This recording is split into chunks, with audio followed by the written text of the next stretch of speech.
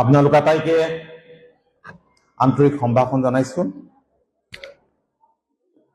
মাননীয় মুখ্যমন্ত্ৰীয়ে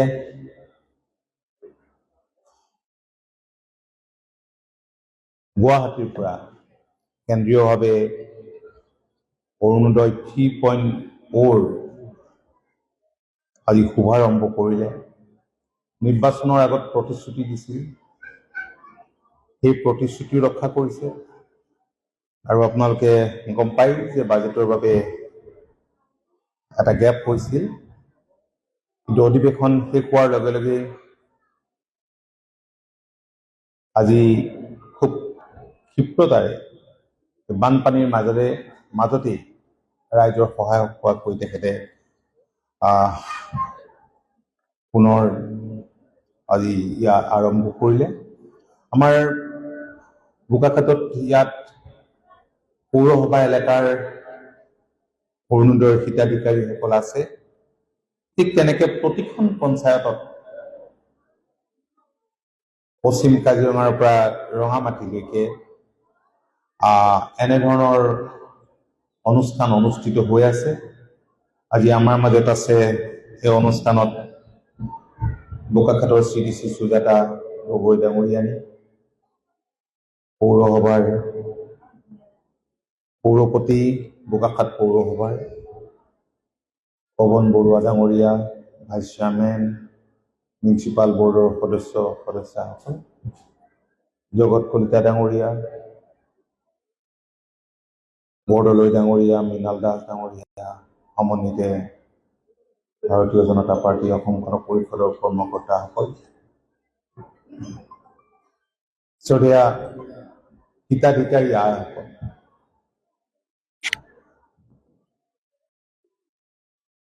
ৰাজ্যখনৰ বহু জিলাতে এতিয়া বানপানী হৈছে আৰু বিশেষকৈ শিৱসাগৰ, চৰাইদেউ এই দুয়োখন জিলাত জনসাধাৰণৰ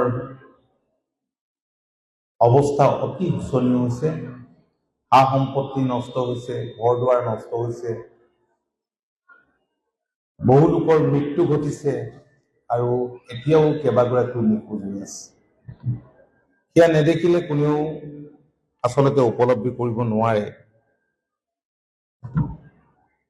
মই কালি আৰু পৰহি দুদিন শিৱসাগৰ, চৰাইদেউ, যোৰহাটত আছিলো। তো শিৱসাগৰ, চৰাইদেউৰ লগতে যোৰহাট, গোলাঘাটতো যথেষ্ট ক্ষয়ক্ষতি হৈছে। আমাৰ সমষ্টিটো হৈছে যথেষ্ট ক্ষয়ক্ষতি। দেৰগাঁও সমষ্টিত হৈছে, গোলাঘাটৰ এটা পাৰ্টত হৈছে, আমাৰ জিলাখনত বহুতেই ক্ষয়ক্ষতি হৈছে। আৰু আমাৰ বিভাগৰ এটা টিমক লৈ আমি দুয়োটা সমষ্টিতে গৈছোঁ, বন্যাত্ৰৰ লগত মত বিনিময় কৰিছোঁ আৰু আমাৰ বিভাগৰ জৰিয়তে কিদৰে সহায় কৰিব পাৰি তাক চেষ্টা কৰিছোঁ। খন্তেক আগতে ইয়ালৈ অহাৰ আগতে ক্লাষ্টাৰ লেভেল ফেডাৰেশ্যনৰ প্ৰেচিডেণ্ট ছেক্ৰেটাৰীসকলৰ লগত মত বিনিময় কৰিলোঁ। এডিশ্যনেল CSO আছিল আমাৰ বিভাগৰ। আমাৰ জিলাটো বহুত নহলেও শিৱসাগৰ, চৰাইদেউৰ দৰে বহুতো চাফাৰো কৰি আছে এতিয়া। গতিকে তেওঁলোকক আমি কিদৰে ছাপোৰ্ট দিব পাৰোঁ, ঋণ আছিল, ঋণ কেনেকৈ ঘূৰাই দিব, এইখিনি কথা আলোচনা কৰা হৈছে। গতিকে PNRDৰ জৰিয়তে ইয়াতো হয়তো কোনোবা চেল্ফ হেল্প গোটৰ মহিলা থাকিব পাৰে, মই সেইকাৰণে কথাখিনি উল্লেখ কৰিছোঁ। আমি কেনেকৈ ছাপোৰ্ট দিব পাৰোঁ সেই চেষ্টাত আমি আছোঁ। VVG এটা নতুন আঁচনি গ্ৰামাঞ্চলৰ লোকৰ কাৰণে, এইটো অৱশ্যে নগৰীয়া অঞ্চলত নাপায়। সেই কথাখিনি আমি আলোচনা কৰিছোঁ। তেওঁলোকক আমি ইয়াৰ জৰিয়তে হাঁহ পোহা, ছাগলী পোহা, গৰু পোহা এইবিলাক কামত আমি সহায় কৰিব পাৰোঁ নেকি। বিপদৰ সময়ত সকলোৱে মই দেখিছোঁ যে আগবাঢ়ি আহিছে দুৰ্গত ৰাইজক সহায় কৰিবলৈ। এইটো এটা ভাল কথা। আমাৰ নগৰখনত এইবাৰ লাভ কৰিছে 3165 গৰাকী, নহয় নে? 3165 গৰাকীয়ে লাভ কৰিছে। ঠিক তেনেকে আমাৰ ব্লকত 29,591 গৰাকীয়ে লাভ কৰিছে, মানে বিভিন্ন পঞ্চায়তত যথেষ্ট সংখ্যকে এই অৰুণোদয় লাভ কৰাৰ কাৰণে মই দেখিছো যোৱা দিনবিলাকত যথেষ্ট সকাহ পাইছে, উপকৃত হৈছে। মাননীয় মুখ্যমন্ত্ৰীয়ে এই কথাটো খুব মুকলিকৈ কৈ গৈছে যে আমি সদায় আছো, চৰকাৰখন আপোনালোকৰ লগত সদায় আছে আৰু থাকিব, আৰু আপোনালোক আটাইৰে আমি আন্তৰিক সহযোগিতা কামনা কৰিছো। মই দীঘলকৈ কোৱাৰ প্ৰয়োজন নাই, বিত্তমন্ত্ৰীগৰাকীও কৈ গৈছে, মাননীয় মুখ্যমন্ত্ৰীৰ